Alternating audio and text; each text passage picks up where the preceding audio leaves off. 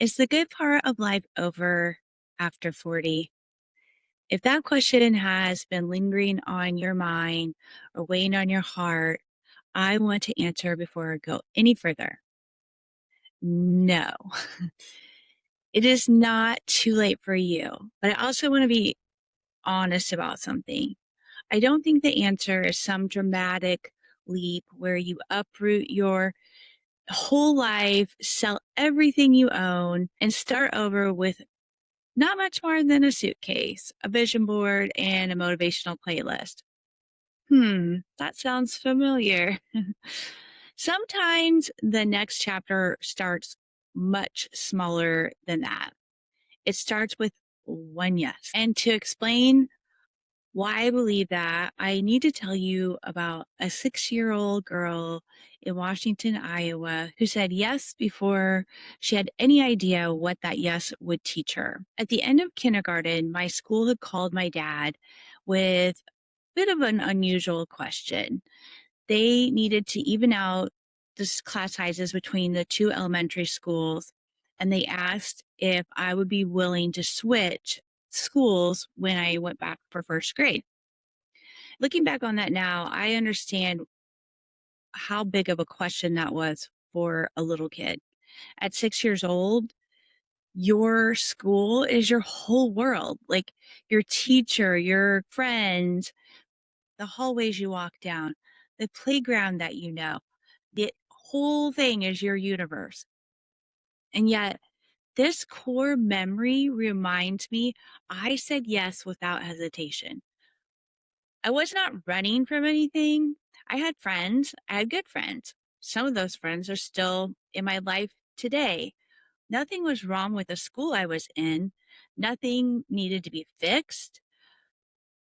But something in me just lit up. Like the thought of new people, the opportunity to make new friends, new faces, new stories, a new little world to explore. That part of me was not trying to reinvent herself. She wasn't chasing a better version of life because the one she had was broken. She was simply open and curious and willing. And I think that that's important because when we talk about life after 40, we make it so heavy. We talk about starting over like it has to begin with some sort of crisis, like a divorce, job loss, a move, a big dramatic moment where life forces our hand. But what if the life you want after 40 doesn't have to begin with a breakdown? What if it begins with remembering the part of you that used to say yes before fear started asking for a full strategic planning session? Hold on to that 6-year-old girl for a minute because I think she has something to teach both of us. Let's talk about the leap of faith because I know the internet loves a leap. Quit the job, sell the house, move across the country, start the business, end the relationship, become a brand new person by Tuesday at noon, preferably with good lighting and a capsule wardrobe. And listen, I understand why that message is appealing. It feels powerful and decisive. It gives people the feeling that one bold move could finally make everything different. I also understand it because from the outside, I did the dramatic looking version.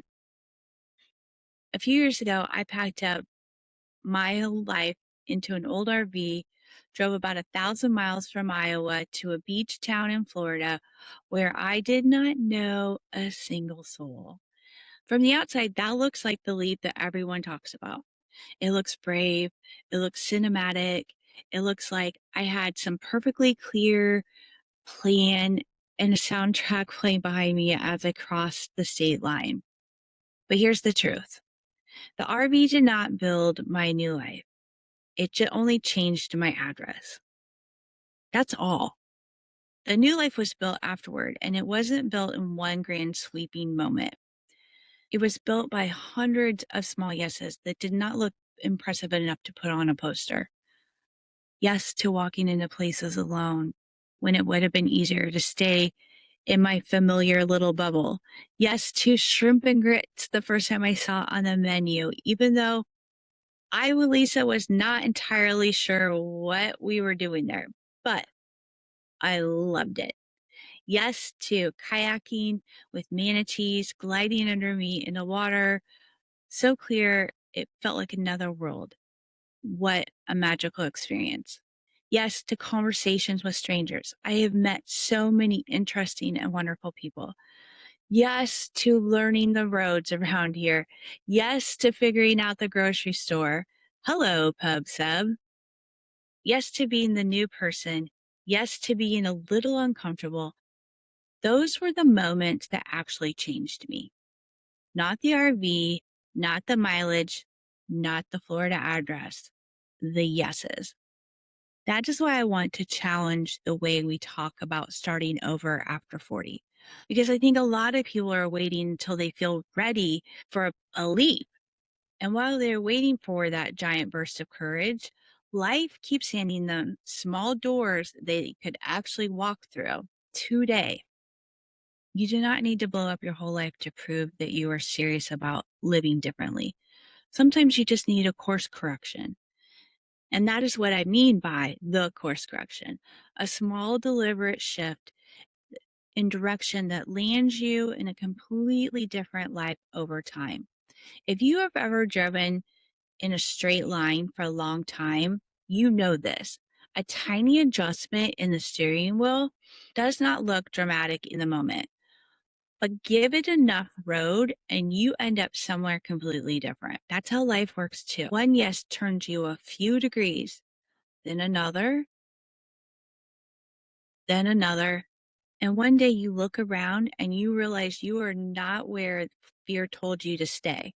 So, no, I am not anti leap. Sometimes life really does ask for a bold move. But I think we have made this leap the hero of the story when most of the time it's a small yes that's doing the real work all along. Now let's talk about the fear that's underneath this whole thing. Because if you did a Google search for life after 40, I do not think you were only looking for tips. I think there is a question underneath the question. Is it too late for me? Too late to start over? Too late to become someone new? Too late to want more?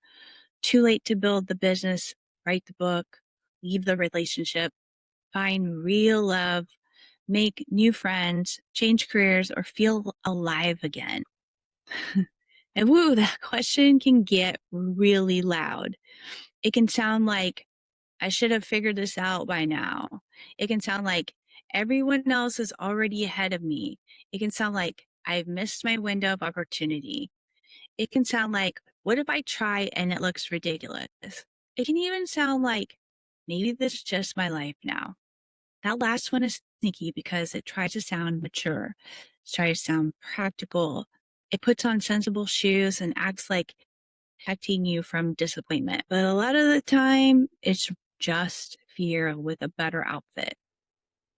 Here's what I've come to believe. The fear that says it is too late is doing bad math. It counts every year as evidence and puts prices on every year ahead of you at zero. Think about that for a second. It looks at everything you have lived through, every decision, every detour, every heartbreak, every relationship, every job, every version of yourself you have outgrown, and it says, see, there's the proof. Then it looks at the decades in front of you and acts like they are already spent. No, ma'am. No, sir. We are not letting fear do the accounting for us anymore. Its spreadsheet is a mess. I started over in my 40s, not because I had some guaranteed outcome, not because I knew exactly how every piece would work. I started over because something in me knew I could not keep living as if the good part was behind me. I was ready for more of the beautiful things that life has to offer. Everything in my life now lives on the far side of the age where fear tried to tell me the door was closing. The beach, the show, the work I do now, the people I get to walk alongside, the version of me who feels more like me than any version before her. None of that existed when fear was giving its very official closing argument. So when I say it's not too late, I'm not saying that from a cute little quote graphic. I'm saying it as someone who has had to build a life past the age where the world loves to imply we should start becoming quieter, smaller, more grateful for what we already have. And yes, gratitude matters. Of course it does. But gratitude for the life you have does not require you to betray the life that is still calling you. It is not too late. It may be later than you thought. It may be later than the timeline you imagined. It may be later than your fear wanted, but later is still alive. Later still gets a vote. So if it's not too late, why do so many of us feel stuck? I do not think most of us wake up one day and decide to abandon ourselves. We drift a little at a time. We say yes to being responsible, yes to keeping peace, yes to making sure everyone else is okay, yes to the job because the insurance is good, yes to the relationship because leaving would be complicated, yes to the role we have played for so long that people would be confused if we suddenly changed the script. And some of those yeses are not wrong. Let's be clear about that. Stability matters. Paying bills matter. Showing up for people that you love matters. Real life has real responsibilities. And I'm not here to pretend that we can just float through the world on vibes with a cute water bottle. But somewhere along the way, the yes that used to belong to your own life can get buried under all the yeses you give away. That's what I mean by the drift effect. It's a slow, almost invisible way a good life can move off course without a single dramatic mistake. Nothing technically has to be wrong for something inside you to feel restless. You can have a good life and still feel like you're only using part of yourself. You can love the people in your life and still miss yourself. You can be grateful and still feel a tug towards something more. That was 100% me before I completely changed my life. That's the part that we don't always know how to admit, especially after 40. Because by then, a lot of us have built something, a family, a career, a reputation, a routine, a version of life that works on paper. And when life works on paper, it can almost feel ungrateful to question it. So we tell ourselves, maybe someday I will take a class. Maybe someday I will go on the trip. Maybe someday I will make friends who know this version of me. Maybe I will stop performing ordinary and actually ask myself what I want. Then someday becomes a storage unit for the life that we keep postponing. If hearing that makes something inside of you ache a little, that's not bad news. That ache is useful information. The child who would willingly say yes is still in there. She may be tired. She may be buried under a carpool schedules, work emails, caregiving, heartbreak, disappointment, practical realities, and a very long list of people who need things from you. But she is not gone. She is listening right now. Just this week, I was sitting on the beach reading a book called Chasing the Bright Side by Jess Ekstrom. And there was one line that gave me pause. She wrote that we cannot let fear of the unknown become bigger than the excitement of possibility. I laid that book down in my lap and I just resonated with that for a minute. Because that's the whole game right there, isn't it? Both of those things live in us at the same time. The fear of the unknown and the excitement of possibility, the part that wants to know every outcome before it moves, and the part that feels a little spark when something new appears. The question is which one gets fed? And after 40, a lot of us have gotten really, really good at feeding the fear. Not because we are weak, because we have evidence. We have lived long enough to know things do not always work out. We loved people and lost them. We have trusted the wrong people. We have made decisions that cost us. We have survived seasons that changed us. So, of course, the fear of the unknown can feel bigger now than it did when we were 6 years old. At 6 years old, I heard new school and I thought, oh, new people. As adults, we hear new and immediately open 17 mental tabs. What if it doesn't work? What if I'm bad at it? What if I'm too old? What if I spend the money and regret it? What if I go alone and I feel awkward? What if I want them and they don't want me? Our brains deserve a snack after all that work. But reading that line on the beach reminded me that both fear and possibility are asking for my attention.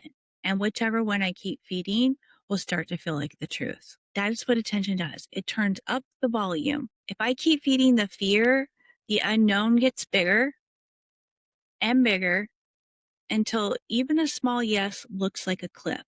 But if I feed possibility, even a small opening starts to feel like a doorway. And I think that's what happened when I was 6. I had not yet learned to make the unknown the enemy.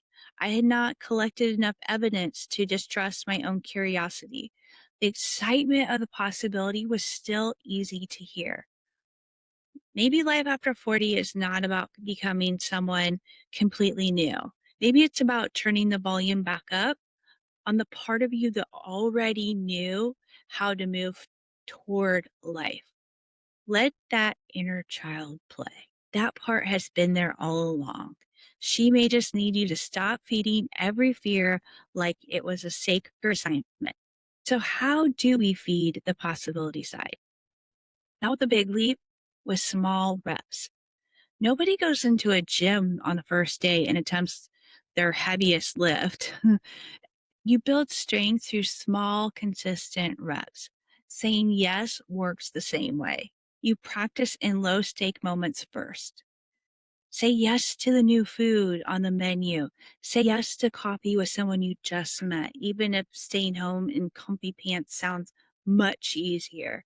Say yes to taking a different route home. Say yes to the class you keep almost signing up for. Say yes to going to the event, even if you have to walk in alone. And if those examples sound too small, good. That's the point.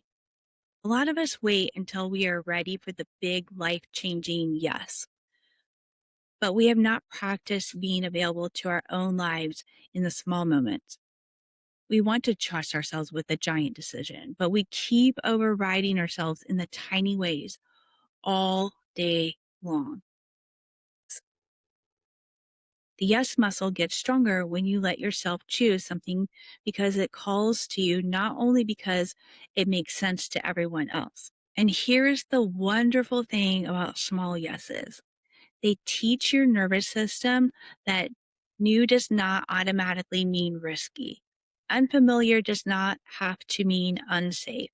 Awkward does not mean wrong. Being a beginner does not mean you are behind.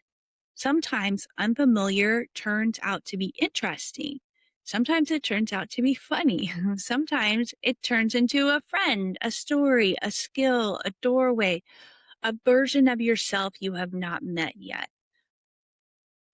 Now, I want to be really clear. I am not talking about saying yes when your whole body is saying no. I do teach boundaries, so you know I'm not here for that nonsense. This is not about people pleasing in a spiritual looking hat. The kind of yes that I am talking about is aligned.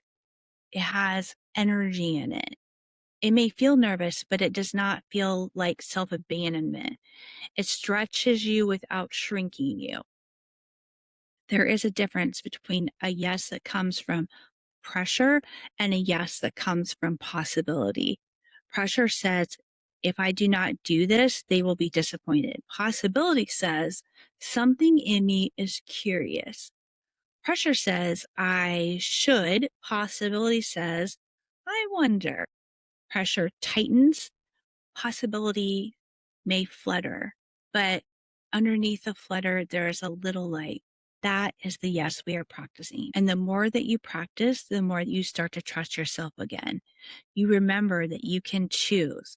You remember that you can try something and sort of behind the awkwardness. You remember that your life is not a hallway with one door at the end.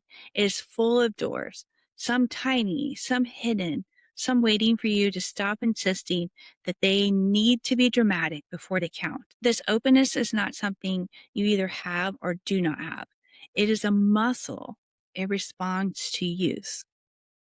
You can start training it today, and nobody even has to know. Now I want to talk about the deeper part of this because the practical side matters, but it's not the whole story. For years before I left Iowa, something inside of me kept whispering that I was meant for more. I did not have a solid grasp of it at the time.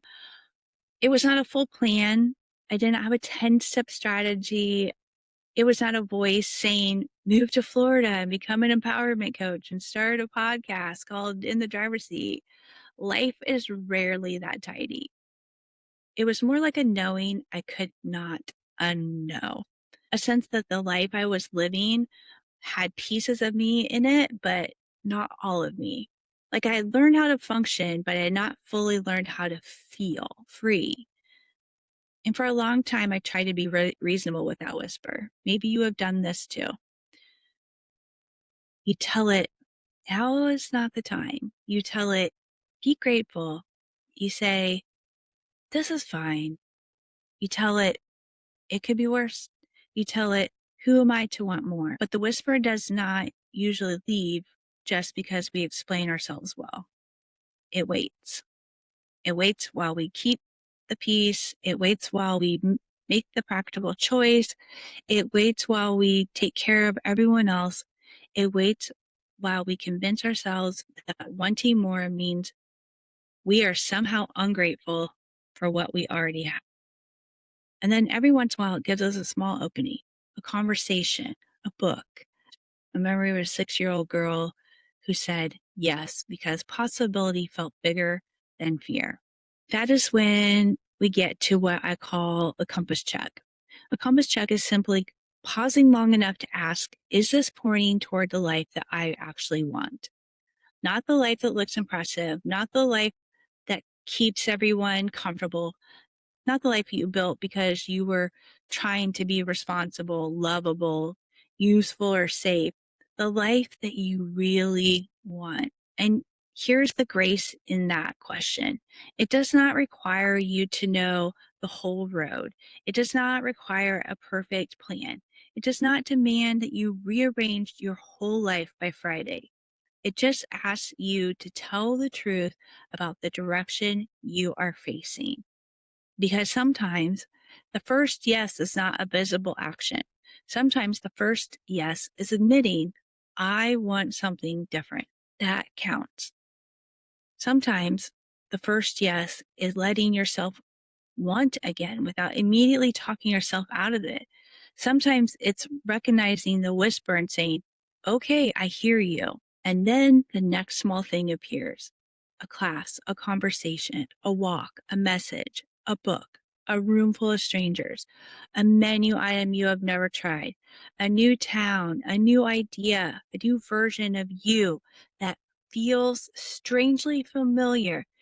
You just have to stop pretending you cannot hear the whisper. It's not asking you to become reckless, it's asking you to become more honest.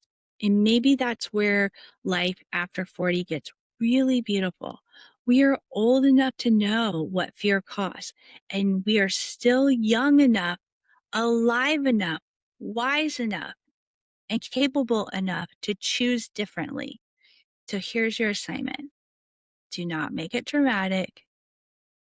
One yes. That's the whole assignment. Say yes to one thing you would normally scroll past, brush off, postpone, or talk yourself out of. Maybe it's coffee with someone new. Maybe it's a walk on a different time of the day. Maybe it's a class you've been wanting to take. Maybe it's sending that message to someone. Maybe it's going somewhere alone. Maybe it's trying the thing you've been secretly curious about. Maybe it's finally having the conversation you keep avoiding because you know it will change something. Keep it small enough that you will actually do it, but meaningful enough that it expands your world, even the tiniest bit. And then come back and tell me in the comments what you said yes to. I read every single one. I would love to know because I do not think these little yeses are little at all. I think they are how we come back to life. I think they are how the next chapter starts to take shape before we even recognize it. And if you want more of this every week, my free newsletter is called Hello Possibility. This week's issue is literally titled, You Don't Need a Leap, You Need a Yes. And the link to subscribe is in the show notes. The newsletter is where I go a little deeper into stories and the mindset shifts, the small moments that change how we see our lives, because that is how it happens. One on purpose, yes, at a time. One small course correction, one honest compass check, one moment where you decide the fear of the unknown does not get to be bigger than the excitement of possibility. And eventually you wake up in a life that feels like home, not because someone handed it to you, not because you waited until it was easy, but because you kept saying yes to the pieces of it as it appeared. And the best part of life is not over at 40. You just have to say yes to the next possibility. And if you enjoyed this episode, I would greatly appreciate if you like or subscribe to the show. It really does help others find it too. And until the next time, just know that you're always in the driver's seat of your life.